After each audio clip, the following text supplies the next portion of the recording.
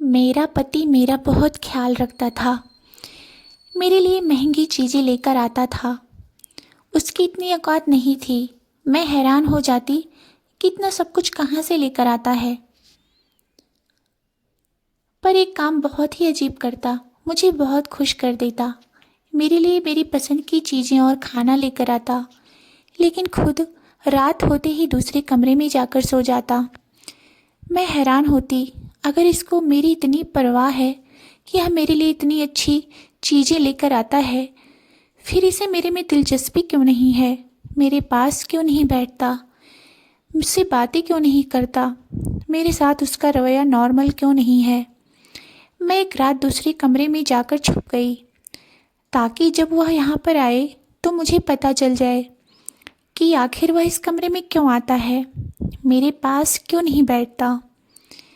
तब मैंने अपने पति को ऐसी हरकत करते देखा कि मैंने अपने कानों पर हाथ लगा लिया। मेरा नाम विनीता है। मैं बहुत ही ज़्यादा खूबसूरत हूँ। मेरे भाभी को मेरी खूबसूरती से नफ़रत थी। वह कहती थी, तेरा हुस्न तो एक दिन मिट्टी में मिल जाएगा। मैं कहती थी, भगवान से डरो भाभी, मैंने आपका क्या बिगाड़ा है? मेरे पापा इस दुनिया में नहीं थे, लेकिन जब तक मेरी माँ थी उस घर में मेरी ही हुकूमत चलती थी। मेरे भाई को भी मुझसे नफ़रत थी। कहता था कि तुम मेरी बीवी के साथ मुकाबले मत किया करो। थोड़ी बहुत तो मैं भी मगरूर थी, क्योंकि मुझे कोई गलत बात बर्दाश्त नहीं होती थी। वह अगर मेरी माँ को टाइम पर खाना ना दे रही हो या पुराना खाना दे रही हो तो मुझे गुस्सा आ जाता था। एक दिन तो उसने मेरी माँ के सामने खराब खाना रख दिया। मेरी माँ पहले ही शुगर की मरीज थी। मैंने कहा, इनकी तबीयत खराब रहती है, तुमसे नया खाना नहीं बनना था तो तुम मुझे बता सकती थी। पुराना खाना देकर क्यों मेरी माँ को मारना चाहती हो? इस बात पर लड़ाई इतनी हुई, हम दोनों ननद भाभी में हाथापाई हो गई। मेरे भाई ने तो अपनी बीवी का ही साथ दिया और उसने मुझे कहा कि तुझे तो मैं एक दिन सीधा करूँगा कि तू बिल्कुल तीर की तरह सीधी हो जाएगी। तू छोटी है, तेरा काम क्या है बड़े भाई भाभी से ऐसी बातें करना? मैंने कहा कि बात छोटे बड़े की नहीं है, कुछ गलत होगा तो मैं ज़रूर बोलूँगी। उस रात मेरी माँ की तबीयत खराब हो गई। इतनी खराब हुई कि वह अस्पताल पहुँच गई और 4 दिन तक बीमारी से लड़ने के बाद इस दुनिया से चली गई। मैं बहुत परेशान हुई। थोड़े बहुत रिश्तेदार जो मेरी माँ के ससुराल वाले ही थे, इसलिए उनको कोई ज़्यादा दुख नहीं था और वे चले गए। घर में सिर्फ मेरा भाई भाभी और मैं थी। एक दिन मेरा भाई मेरे कमरे में आया और उसने कहा कि मम्मी इस दुनिया में नहीं रही। मुझे लगा कि कहेगा कोई बात नहीं, मैं हूँ, कोई चीज़ की ज़रूरत हुई तो मुझे कह देना। लेकिन उसने कहा कि अगले रविवार दिन तुम्हारा शादी है। उसने ऐसी बात की तो मैंने कहा, क्या? उसने कहा कि हाँ, तुम्हारी शादी कर रहा हूँ, अपने घर की हो जाओगी तो अच्छा होगा। मेरे में इतनी हिम्मत ना थी कि पूछूं मेरी शादी किससे कर रहे हो। पर इतनी जल्दी शादी, मैंने कहा तो उसने कहा कि बस शादी की रस्में, क्योंकि अभी अभी माँ मरी है। तुम्हारे दिल में कोई अरमान हो तो दिल में ही दबा लेना, मैं तुम्हारे दूल्हे को घोड़े पर बिठाकर नहीं ला सकता। बोलकर वह कमरे में चला गया। मैं तकिया पर सिर रखकर रोने लगी, लेकिन फिर दिल को यह सोचकर तसल्ली कर ली कि शादी तो एक दिन होनी ही थी। शादी हो जाएगी तो किसी की गुलामी तो नहीं करनी पड़ेगी। लेकिन शादी वाले दिन यह देखकर मैं हैरान रह गई कि मेरे भाई ने किस किस्म के इंसान से मेरी शादी तय की थी। जरूर इसमें भी मेरी भाभी की ही कोई चाल थी, क्योंकि जब भी लड़ाई होती थी वह मेरी दुश्मन बन जाती थी। मुझे लगता था कि वो किसी दिन जरूर ही मुझसे बदला लेगी, और वो कामयाब हो गई थी, क्योंकि मेरा दूल्हा तो अजीब सी हालत में बैठा था। उसे देखकर कोई बच्चा भी अंदाज़ा लगा सकता था कि वह कोई नॉर्मल इंसान नहीं था, बल्कि वह एक पागल था। उसने हाथ में टॉफ़ियाँ पकड़ी हुई थी जिसको खा रहा था। बाल उसके बिखरे हुए थे। कपड़े तो उसने नया पहना था, लेकिन इतना गंदा कर लिया था कि जैसे कोई छोटा बच्चा मिट्टी में खेलता है तो उसके कपड़े गंदे हो जाते हैं। सबको पता था, सबको पता चल गया कि मेरा दूल्हा तो पागल है। मोहल्ले की औरतें आई हुई थी, कहने लगी, भाई भाभी ने बहन पर इतना बड़ा जुल्म कर दिया। माँ क्या मरी, इनकी आंखें सफ़ेद हो गई। पागल के साथ इतनी प्यारी लड़की की शादी करवा दी। और मेरी शादी हो चुकी थी। उसके बाद मैंने अपने दूल्हे को देखा था। विदाई होने वाली थी, मेरी आंखों से आंसू आ रहे थे। मैं रोना चाहती थी, लेकिन रो भी नहीं सकती थी। मेरी ओर कौन देखेगा। मेरी माँ की बहुत मुझे याद आ रही थी। मेरी माँ अगर जिंदा होती तो मेरे साथ यह सब कुछ नहीं होता। मेरी भाभी ने ही भाभी को भड़काया था।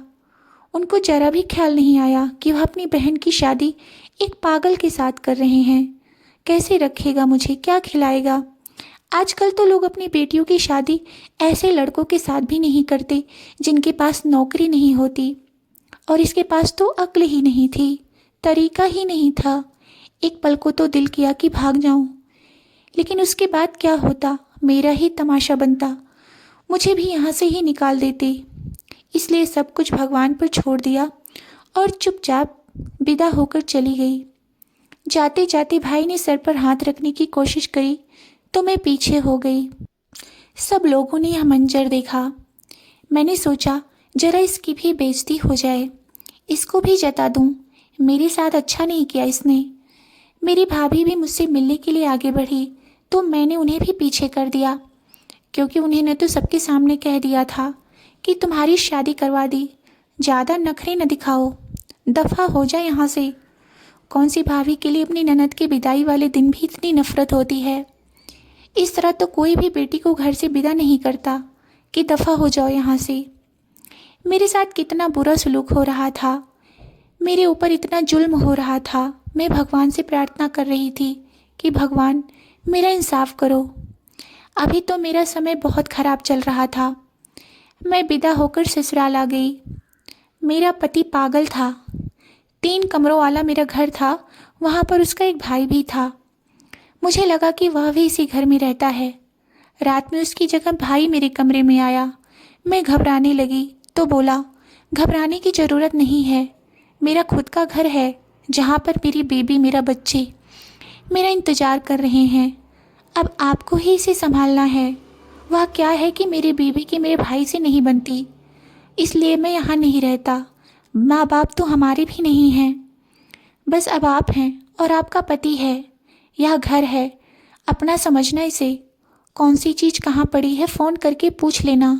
दीवार पर मेरा नंबर लिखा हुआ है, और अगर यह ज़्यादा तंग करने लगे तो आप मुझे बुला सकती हैं। मैं भी बाल बच्चेदार हूँ, आना जाना ज़्यादा पसंद नहीं है। अगर कोई बहुत ही ज़्यादा इमरजेंसी हो तभी बुलाना, हालत संभाल लेना, क्योंकि यह तो आपका ही पति है और आपको इसके साथ ही रहना है। मैं समझ रही थी कि मेरी ज़िंदगी कितनी बुरी होने वाली थी। क्या कर सकती थी। उसने कहा, भगवान आपकी मदद करे, आप परेशान नहीं होना, एक दिन सब ठीक हो जाएगा। मुझे पता था कि वह तसल्ली दे रहा है, लेकिन फिर दोबारा कहा, मैं आपको बताने की कोशिश कर रहा हूँ भाभी जी, सब ठीक हो जाएगा, आप बिल्कुल परेशान नहीं होना। पता नहीं इस बात को 2 बार क्यों बोला और इतना जोर देकर बोला, मुझे कुछ समझ नहीं आ रहा था।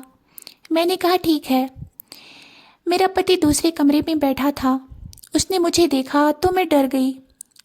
मुझे लगा यह मुझसे कोई बात करेगा, कुछ बोलेगा, पर उसने ऐसा कुछ नहीं किया। मैं चुपचाप जाकर अपने कमरे में सो गई।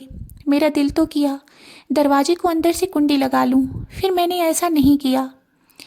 कहने में बड़ा अजीब लगता है, लेकिन इतनी सुकून की नींद मुझे पहले कभी नहीं आई थी। आँख खुली तो मैं हैरान रह गई। सामने मेरा पति बैठा था। उसे देखकर मैं डर गई। फिर जब मैंने टेबल की तरफ देखा तो मेरी आंखें खुली की खुली रह गई। मेज पर नाश्ता रखा था जो बाजार का लग रहा था। मुझे लगा शायद उसका भाई आया है और वह नाश्ता लेकर आया है, लेकिन घर में कोई नहीं था। बाहर वाला दरवाज़ा बंद था। रात को मैंने खुद कुंडी लगाई थी। उसने कहा कि नाश्ता कर लो और वह खुद भी नाश्ते के लिए बैठ गया। मैंने कहा, इसको इतना पता है कि हमारी शादी हो गई है, जो बाजार से नाश्ता लेकर आया है, तो पागल किस लिए हुआ। लेकिन फिर उसने अजीब सा गाना गाना शुरू कर दिया। कोई कार्टून का गाना था। मैं समझ गई थी कि यह एक नॉर्मल हरकत है। इसे भूख लगी होगी और इसके पास थोड़े पैसे रहे होंगे। इतना काम तो कोई छोटा बच्चा भी कर लेता है। मैंने नाश्ता कर लिया। उसके बाद मैं घर को साफ करने लगी। मैं यह पूछना भूल ही गई थी उसके भाई से कि यह घर कैसे चलता है, लेकिन फ़िलहाल तो घर में ज़रूरत की सारी चीज़ें पड़ी हुई थी। मैंने उसके भाई का नंबर मिलाया पर नंबर नहीं मिल रहा था। मैं दोपहर का खाना भी बना दिया था। मेरे पति अचानक ही कहीं चले गए तो मैं परेशान हो गई। मुझे लगा पता नहीं कहाँ भाग गया है, इसलिए उसके भाई को कॉल की थी। नंबर लगा तो उसने कहा कि हाँ, कभी कभी चला जाता है लेकिन वापस आ जाता है। परेशान होने की ज़रूरत नहीं है, रात तक वापस आ जाएगा। अगर रात तक वापस ना आया तो फिर आप मुझे बता देना। मैंने कहा कि ठीक है। रात हुई तो मेरा पति वापस आ गया। उसके हाथ में कोई चीज़ थी जो मुझे पकड़ाने लगा। मैंने खोल कर देखा तो उसके अंदर फूल था। मैंने कहा, यह क्या है। उसने कहा, मैं तो ये तुम्हारे लिए लेकर आया हूँ। मैं हैरान रह गई। उसने फूल मेरे पास रखे और दूसरे कमरे में चला गया। थोड़ी देर के बाद देखा तो कमरा अंदर से लॉक था। उस दिन से मेरे दिन अच्छे गुजर रहे थे। जैसे मैंने सोचा था वैसा तो कुछ भी नहीं था, बल्कि सब अच्छा ही हो रहा था। बल्कि मेरा पति मेरे लिए रोज़ कोई ना कोई उपहार लेकर आता था। पता नहीं उसके पास पैसे कहाँ से आ जाते थे। घर में भी हर चीज़ मौजूद थी। घर का सामान थोड़ा ख़त्म होने लगा तो एक दिन उसका भाई आया और 20,000 रुपये मुझे दिए। मैंने कहा कि घर भी आप ही चलाते हैं, तो उसने कहा, नहीं, ऐसी कोई बात नहीं है। दरअसल हम दोनों भाइयों के नाम पर दुकानें हैं। उनका किराया आता है तो मैं उसमें से महीने में 2 दफ़ा 20 से 25,000 रुपये आते हैं। बाकी के पैसे 15 तारीख को मिल जाएंगे। आज पहली तारीख है तो मैं आपको पैसा देने के लिए आ गया हूँ। मैंने कहा, ठीक है। मैं घर की ज़रूरत का सामान ले आई। घर में टीवी भी था, एसी भी था, सब कुछ था। एक दिन भूले भटके मेरे भाभी और भाई यहाँ पर आ गए। उनको तो पता था कि उन्होंने मेरी शादी पागल से करवाई है। मुझे पता था देखने आए होंगे कि मेरा क्या हाल हुआ है, लेकिन मुझे देखा तो हैरान रह गए। मैंने नया जोड़ा पहना हुआ था। मेरी भाभी ने कहा, यह जोड़ा कहाँ से आया? तुम्हारे लिए तो सिर्फ 2 ही जोड़े बनाए थे। मैंने कहा, मेरे पति ने मुझे लाकर दिया है। तो उसने कहा कि तुम्हारे पति को तो मुंह हाथ धोना भी नहीं आता, तुम्हारे लिए जोड़ा कहाँ से लेकर आएगा। मैंने कहा कि उसने ही मुझे लाकर दिया है। और आपको किसने कहा कि मैं उसे हाथ मुंह धोना नहीं आता? यह देखिए, मैं आपको दिखाता हूँ मेरा पति मेरे लिए क्या क्या लेकर आता है। जब मैंने उसे सारी चीज़ें अपने भाई भाभी को दिखाई तो उन्होंने कहा कि यह सब कुछ कहाँ से लेकर आता है, चोरी करके तो नहीं लाता। मैंने कहा, ये चीज़ें बिल्कुल नहीं हैं। उन्होंने कहा, नई तो नहीं लग रही। ये क्या बात हो गई थी? उनके तो ऐसे हो गए थे जैसे तीर निशाने पर ना लगा हो, जैसे मेरे साथ कुछ बहुत बुरा करना चाहते थे पर बुरा हुआ नहीं। वे बड़ी परेशान हो गई थी। फिर मैंने भी सर उठाकर सारी चीज़ें दिखाई और मैं बड़ी खुश हुई थी। मेरे भाभी ने कहा, देखो, मैंने जल्दबाजी में आकर गलत फैसला कर दिया था, लेकिन तुम तो खुश लग रही हो। मैंने अपने भाई को भी कहा कि आपने कोई गलत फैसला नहीं किया। मुझे कोई दिक्कत नहीं है, मुझे इस घर में कोई कमी नहीं है। हम भी तो गरीब लोग हैं ना। अगर हमारी शादी अच्छी होती तो आप हमारे जैसे ही लोगों में करवाते, लेकिन ये लोग तो आपसे भी अच्छे हैं। इस घर में तो एसी लगा हुआ है जहाँ मुझे सुकून की नींद भी आती है। मेरी भाभी का मुंह लटक गया था। मुझे पता था कि घर जाते ही ये मेरे भाई से झगड़ा करेंगी। अच्छी बात है, मुझे खुश देखकर घर जाते आपस में झगड़ा करते। मेरा पति मुझसे कोई बात नहीं करता था, लेकिन मेरा ख्याल रखता था, मेरा ध्यान भी रखता था। एक दिन मैं जा रही थी कि मेरे पैर में कोई चीज़ लगी तो उसने मेरे पैर में पट्टी बांधी, लेकिन रात में दूसरे कमरे में चला जाता था और अंदर से लॉक भी लगा लेता था। मैं उससे बात करना चाहती थी, पूछना चाहती थी। मैंने फिल्म में देखा था कि मोहब्बत से इंसान ठीक हो जाता है। शायद मैं भी उसको ठीक कर लेती, और अगर ठीक हो जाता तो दुनिया का सबसे अच्छा मर्द होता, क्योंकि खूबसूरत तो था ही, जवान था, पैसों की कोई कमी नहीं थी। घर भी उसका अपना था, इतना सारा सामान भी था। अगर ऐसा होता तो मेरी ज़िंदगी सेट हो जाती, लेकिन वो मुझसे बात नहीं करता था। मेरी एक दोस्त पागल की डॉक्टर बन गई थी। उसने मुझे बताया था कि ऐसे लोगों को बहुत प्यार और मोहब्बत की ज़रूरत होती है। इनकी ज़िंदगी में कोई हो तो उसे भी बहुत प्यार और मोहब्बत देते हैं, मतलब आम इंसान से ज़्यादा प्यार। पर यहाँ पर तो मामला उल्टा था। जो भी मामला था उसका ताल्लुक उस कमरे से ज़रूर था, क्योंकि मेरा पति उस कमरे में ही चला जाता था। मैंने सोच लिया था कि मुझे पता लगाना होगा कि मेरा पति कमरे में क्या करता है। एक बार मैं कमरे में गई भी थी, वहाँ पर मुझे ऐसा कुछ भी नहीं मिला था। मेरी भाभी ने लोगों को यह कहना शुरू कर दिया था कि शादी तो पागल सी हुई है, लेकिन वह है अच्छे हालात में। शायद उनके मुंह से निकल गया होगा, लेकिन यह बात मुझ तक भी पहुंच गई थी। मेरे पास सब कुछ था।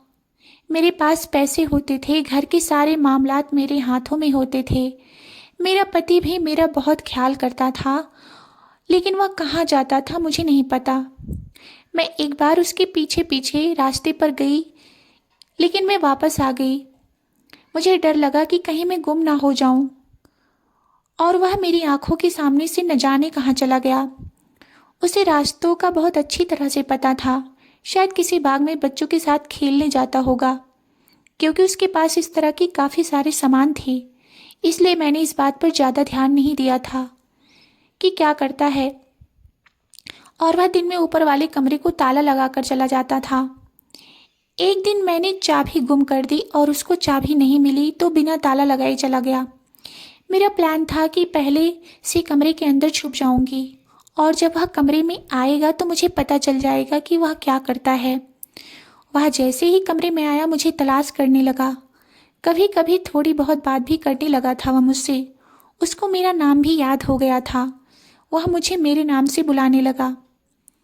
उसे देखकर मुझे दुख होता था कि यह भी तो किसी की औलाद है। कितना खूबसूरत नौजवान है, और इसके साथ न जाने क्या हुआ होगा कि यह पागल हो गया। जाहिर है पागल तो पैदा नहीं हुआ होगा, क्योंकि कहते हैं जो पागल पैदा ही होते हैं उनकी उम्र कम होती है। शायद इसके साथ कुछ हादसा हुआ होगा। उसके भाई से भी पूछने की कोशिश करी थी, पर उसने मुझे कुछ नहीं बताया था। कहा था कि वक्त के साथ साथ आपको सब कुछ पता चल जाएगा। यह किस किस्म की बात है कि वक्त के साथ कैसे पता चलता है। मैंने मेरे पति की पुरानी तस्वीरें देखी थी। उसमें वह बहुत गुस्से वाला और जिद्दी लग रहा था। वह पूरे खानदान में सबसे खूबसूरत और नादान लग रहा था, लेकिन वह ऐसे हाल में कैसे पहुंच गया। कहीं इसको किसी की बद्दुआ तो नहीं लगी थी। ऐसे ही उल्टे सीधे सवाल मेरे माइंड में आते रहते थे। तो मुझे तो पता चल ही जाना था कि क्या हुआ था उसके साथ। फिर उसके बाद मुझे क्या करना है पता चलने के बाद। मेरे पति फिर से कोई चीज़ लेकर आया था, लेकिन मैं अपने कमरे में नहीं थी। वह अपने कमरे में आ गया। मैं कमरे के अंदर ही थी। उसने दरवाजे को अंदर से लॉक लगा लिया, और कुर्सी के पीछे से मैं उसे देख रही थी। उसको अंदाजा भी नहीं था कि कमरे के अंदर मैं हूँ। ऐसे अंदाज में बैठा था। उसके चेहरे पर अचानक से पागलों वाले जज्बात गायब हो गए थे। मामला मुझे कुछ गड़बड़ लग रहा था। कोई ना कोई बात थी जो नॉर्मल नहीं थी। थोड़ी देर के बाद उसने अपनी जेब से एक बड़ा सा फ़ोन निकाला। मैं हैरान थी, बड़ा फ़ोन इसके पास कब आया। फ़ोन ठीक ठाक था, टूटा भी नहीं था। उसकी बाकी सारी चीज़ें टूटी रहती थी। वह फ़ोन पर किसी से बात करने लगा, और जब उसने बात शुरू की मेरी तो ऐसी हालत ख़राब हुई। मैं हैरान रह गई। वह सबसे समझदार आदमी की तरह बातें कर रहा था और कह रहा था कि देखें, मैंने आपसे पहले डील की थी। आप यह पैसे कारोबार में लगा दें। जो मेरी किस्मत में होगा, मेरे नसीब में होगा, मुझे मिल जाएगा। वह मेरा पति जो दुनिया के सामने पागल बना हुआ था, यहाँ पर बैठकर ये डील कर रहा था। दुनिया के सामने क्यों पागल बना हुआ था, और अपनी बेबी से क्यों झूठ बोला था। अपनी बेबी को तो बता ही सकता था। दिल तो किया कि अभी सामने आ जाऊं, लेकिन फिर सोचा देखूं यह अब क्या करता है। थोड़ी देर के बाद उसने ढेर सारे पैसे निकाले और उन्हें एक साइड रख दिया। फिर दोबारा फ़ोन पर किसी से बात करने लगा। इस बात मुझे समझ आ गया कि वह किसको फ़ोन कर रहा है। वो अपने भाई को ही फ़ोन कर रहा था। उसने कहा कि मेरा दिल करता है कि विनीता को सब कुछ बता दूं। मेरी बीबी है, मैं साथ में रहना चाहता हूँ। शायद दूसरा शख्स कह रहा था जल्दबाजी मत करो, लेकिन फिर इसने कहा कि जल्दबाजी किस बात की, हमारी शादी को 4 महीने होने वाले हैं। जब मेरा जिक्र हुआ तो मैं सामने आ गई। मुझे देखकर हैरान रह गया, उसका मुंह खुला का खुला रह गया मुझे देखकर। मैंने कहा कि यह सब कुछ क्या है जो दुनिया के सामने पागल बने हुए हैं। मैंने सब कुछ सुन लिया है। उसने कहा देखो, मैं तुम्हें बताने ही वाला था। मैंने कहा मुझे सारी बात बताओ कि बात क्या है। मेरी आंखों में आंसू आ गए। उसने कहा रो क्यों रही हो। मैंने कहा मुझे नहीं पता, बस मुझे रोना आ रहा है, मुझे बताइए कि बात क्या है। उसने मुझे ऐसी बात बताई कि मैं हैरान हो गई। उसने कहा कि मैं पूरे मोहल्ले का सबसे समझदार और पढ़ा लिखा लड़का था। मैं बहुत अच्छी नौकरी में था। अभी मैं उसी नौकरी में हूँ। सारी रात बैठकर ऑनलाइन काम करता हूँ। मैंने कहा कि पागल बने क्यों फिरते हो, तो उसने कहा मेरी कुछ लोगों के साथ दोस्ती थी, पर मुझे नहीं पता था वह किस तरह के लोग थे। एक दिन हमारा छोटा सा झगड़ा हो गया और हमारे हाथों एक आदमी मर गया। सारा इल्ज़ाम उन्होंने मुझ पर लगा दिया। अगर मैं पागलपन का नाटक न करता तो मुझे सज़ा हो जाती और मेरी सारी ज़िंदगी जेल में गुजर जाती, क्योंकि वह सब लोग भाग गए। मैं उस आदमी की जान बचाने के चक्कर में वहीं रह गया था, लेकिन वह भी इस दुनिया से चला गया। इल्ज़ाम मुझ पर आ गया और मुझे पुलिस पकड़ कर ले गई थी। अभी भी वह लोग इस मोहल्ले में रहते हैं। उसका मेरी वजह से नुकसान हुआ, इसलिए मुझे पागलपन की एक्टिंग करनी पड़ी। लेकिन सुना है अब उन्होंने अपना घर बार बेच दिया है और 1 महीने बाद यहाँ से जा रहे हैं। बस उसके बाद मैं अपने तरीके से रह सकता हूँ। तुम्हें यह सब कुछ मैंने इसलिए नहीं बताया कि एक दफ़ा वह लोग यहाँ से चले जाएं तो फिर मैं तुम्हें बता दूँगा। तुम्हारे भाई ने जब कहा कि उसे रिश्ता कबूल है तो हम लोग बड़े हैरान हुए थे। हमें पता चल गया था, इसलिए मैंने बिना देखे हाँ कर दिया। मैंने सोचा कोई तो पुण्य कमा लूँ तुम्हें बचाने की खातिर। तुमसे बहुत मोहब्बत करता हूँ, तुम मुझे बहुत अच्छी लगती हो। बाहर जाता हूँ, किसी काम से एक सिलसिले में ही जाता हूँ तो तुम्हारा चेहरा मेरी आंखों के सामने आ जाता है। फिर सोचता हूँ कि तुम्हारे लिए कोई चीज़ ले लूँ। कहीं तुम हालात से तंग आकर मेरा साथ ना छोड़कर चली जाओ कि पागल के साथ मेरी ज़िंदगी बुरी गुजर रही है। इसलिए तुम्हारे सारे नखरे उठाने की कोशिश करता हूँ। तुम्हारे लिए तोहफे लेकर आता हूँ कि कम से कम तुम खुश रहो। तुमसे मोहब्बत करता हूँ। मेरी आंखों में फिर से आंसू गिरने लगे। उसने कहा कि आप रो क्यों रही हो। मैंने कहा कि खुशी से। उसने कहा अजीब हो, दुख में भी रोती हो, खुशी में भी रोती हो। मैं तुम्हारा पति हूँ, तुम्हारी ज़िंदगी बहुत अच्छी होने वाली है। 1.5 महीने तक हमें नाटक करना होगा और इसके बाद सब कुछ ठीक हो जाएगा। मैंने कहा कि मुझे कोई दिक्कत नहीं है। मैं तो सोच रही हूँ कि भगवान ने मेरी कौन सी पुण्य का मुझे तोहफा दिया है। मैंने कभी किसी का बुरा नहीं किया था और मेरे अपने भाई ने मेरे साथ इतना बुरा किया, और शुक्र है कि आप बिल्कुल ठीक हैं। उसने कहा कि परेशान नहीं हो, सब ठीक हो जा और हमेशा ठीक ही रहेगा। मैं तुम्हारा हमेशा ख्याल रखूँगा, तुम्हारे साथ रहूँगा। हमारी ज़िंदगी बहुत अच्छी होगी। और ऐसा ही हुआ। मैंने यह बात फैला दी कि मैंने अपने पति का इलाज करवा लिया है और हमारी ज़िंदगी एक मिसाल बन गई। दोस्तों, अगर आपको यह कहानी अच्छी लगी हो तो प्लीज़ वीडियो को लाइक और चैनल को सब्सक्राइब अवश्य करें। वीडियो को एंड तक देखने के लिए बहुत बहुत धन्यवाद।